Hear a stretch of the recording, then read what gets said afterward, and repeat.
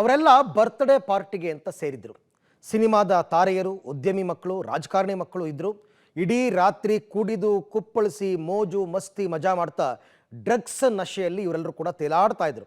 ಆದರೆ ಮುಂಜಾನೆ 3 ಗಂಟೆ ಆಗ್ತಾ ಇದ್ದ ಹಾಗೆಯೇ ಇಡೀ ಸೀನೆ ಚೇಂಜ್ ಆಗೋಯ್ತು. ಯಾಕೆಂದರೆ ಖುಷಿಯಲ್ಲಿ ತೇಲಾಡ್ತಾ ಇದ್ದವರ ನಶೆ ಇಳಿದಿತ್ತು.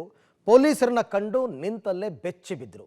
ಆಮೇಲೆ ಏನು ನಡೀತು, ಇಷ್ಟಕ್ಕೂ ಈ ಪಾರ್ಟಿ ನಡೆದಿದ್ದು ಎಲ್ಲಿ ನೋಡೋಣ ಬನ್ನಿ. ಸನ್ಸೆಟ್ ಟು ಸನ್ರೈಸ್ ಹೆಸರಿನಲ್ಲಿ ಬರ್ತ್ಡೇ ಪಾರ್ಟಿ. ರೇವ್ ಪಾರ್ಟಿಯಲ್ಲಿ ಟಾಲಿವುಡ್ನ 5 ನಟಿಯರು ಭಾಗಿ.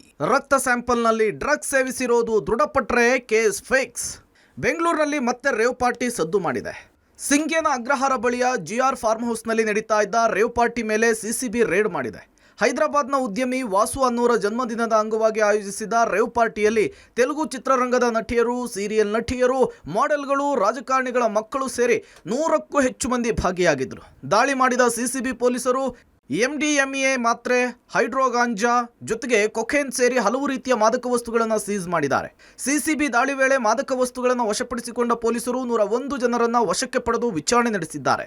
FSL ತಂಡ, ಡಾಗ್ ಸ್ಕ್ವಾಡ್ ತಂಡ ಆಗಮಿಸಿ ಪರಿಶೀಲನೆ ನಡೆಸಿದ್ದು, ರಾತ್ರಿಯಿಂದ ಮತ್ತಿನಲ್ಲಿದ್ದವರ ಮತ್ತು ಇಳಿಯುವವರೆಗೂ ಕೂಡ ಎಲೆಕ್ಟ್ರಾನಿಕ್ ಸಿಟಿ ಪೊಲೀಸರು ವಿಚಾರಣೆ ನಡೆಸಿ ಹೇಳಿಕೆ ದಾಖಲು ಮಾಡಿಕೊಂಡಿದ್ದಾರೆ. ರೇವ್ ಪಾರ್ಟಿಯಲ್ಲಿ ಭಾಗಿಯಾಗಿದ್ದವರ ಬ್ಲಡ್ ಸ್ಯಾಂಪಲ್ ಕೂಡ ಸಂಗ್ರಹ ಮಾಡಲಾಗಿದೆ. ಸಿಕ್ಕಿಬಿದ್ದ ನಟಿಯರು ಸೇರಿ ಎಲ್ಲರನ್ನೂ ವೈದ್ಯಕೀಯ ಪರೀಕ್ಷೆಗೆ ಒಳಪಡಿಸಿ ಮಹಜರು ಮಾಡಲಾಗಿದೆ. ನಂತರ ಎಲ್ಲರನ್ನೂ ಕೂಡ ಸ್ಟೇಷನ್ ಬೇಲ್ ಮೇಲೆ ರಿಲೀಸ್ ಮಾಡಲಾಗಿದೆ. ವೈದ್ಯಕೀಯ ಪರೀಕ್ಷೆಯ ವರದಿಯಲ್ಲಿ ಮಾದಕ ವಸ್ತುಗಳ ಸೇವನೆ ಮಾಡಿರೋದು ಕನ್ಫರ್ಮ್ ಆದರೆ ಅವರ ಮೇಲೂ ಕೂಡ ಪ್ರಕರಣ ದಾಖಲು ಮಾಡಲಾಗುತ್ತೆ. ನಾಳೆ ಮತ್ತಷ್ಟು ಜನರಿಗೆ ನೋಟಿಸ್ ಕೊಟ್ಟು ವಿಚಾರಣೆ ನಡೆಸುವ ಸಾಧ್ಯತೆ ಇದೆ. ರೇವ್ ಪಾರ್ಟಿ ಆಯೋಜಿಸಿದ್ದ ಅರುಣ್, ಬರ್ತ್ಡೇ ಬಾಯ್ ವಾಸು ಮತ್ತು 3 ಡ್ರಗ್ ಪೆಡ್ಲರ್ಗಳನ್ನು ಸಿಸಿಬಿ ವಶಕ್ಕೆ ಪಡೆದು ವಿಚಾರಣೆ ನಡೆಸಿದೆ. ಬೆನ್ಸ್, ರೇಂಜ್ ರೋವರ್ ಸೇರಿ ಹಲವು ಐಷಾರಾಮಿ ಕಾರುಗಳನ್ನು ಸಿಸಿಬಿ ಜಪ್ತಿ ಮಾಡಿದೆ. ಸದ್ಯ ಘಟನೆಯ ಸಂಬಂಧ ಎಲೆಕ್ಟ್ರಾನಿಕ್ ಸಿಟಿ ಪೊಲೀಸ್ ಠಾಣೆಯಲ್ಲಿ ದೂರು ದಾಖಲಾಗಿದ್ದು ತನಿಖೆ ಮುಂದುವರೆದಿದೆ. ತನಿಖೆಯ ಬಳಿಕ ಪಾರ್ಟಿಯಲ್ಲಿ ಯಾರ್ಯಾರು ಭಾಗಿಯಾಗಿದ್ರು, ಯಾರೆಲ್ಲ ಡ್ರಗ್ಸ್ ಅನ್ನು ಸೇವನೆ ಮಾಡಿದ್ರು ಅನ್ನೋದು ಗೊತ್ತಾಗಲಿದೆ. ಅಂಬರೀಶ್ ಮಂಜು, ಪಬ್ಲಿಕ್ ಟಿವಿ, ಆನೇಕಲ್.